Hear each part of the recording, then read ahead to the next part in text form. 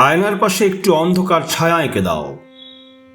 ব্যথিত দৃশ্যের পর জুড়ে থাক চিত্রিত আধার। দেয়ালের ছবিটাকে একটু সরাতে হবে ভাই, ওটা নয়, এই ছবিটাকে। জুলিয়েট জ্যোৎস্নার ভেতরে রক্তে উচ্চকিত তৃষ্ণা রোমিওর উষ্ণ ওষ্ঠা ধরে। ব্যাস ব্যাস, লাইটস বার্নিং। মাধবী আসুন, একটা ক্লোজ আপ নেব। এখানে দাঁড়ান, একটু বাঁ দিকে ঘেসে প্লিজ। মনিটর। মাধবী বলুন। কিছু লাভ আছে মনে রেখে?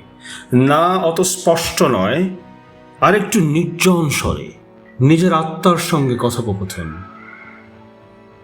যেন মনে হয় ওষ্ঠ হতে উচ্চারিত কয়েকটি শীতল বাক্য নয়, মনে হবে সন্ধ্যাবেলা সারা ধরাতলে অবসন্ন কুসুমের ঝরিতেছে বনবিথি তলে নীরব রোদনে।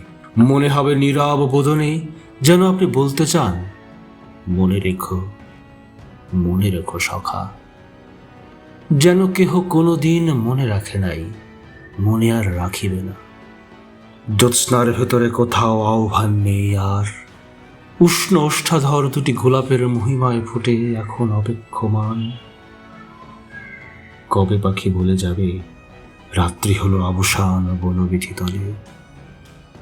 দৃষ্টি আরো নত হবে, সম্মুখে কোথাও কোনো দেখিবার মতো দৃশ্য নাই।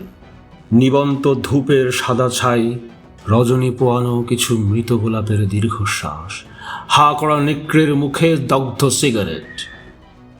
এইটুকু দৃশ্যে শুধু পড়ে আছে কাঠের টেবিলে। Lights burning. মাধবী, মেকআপ। আলো। এবার টেকিং। মাধবী, নিশ্চয়ই মনে আছে সংক্ষিপ্ত সংলাপটুকু? কিছু লাভ আছে মনে রেখে?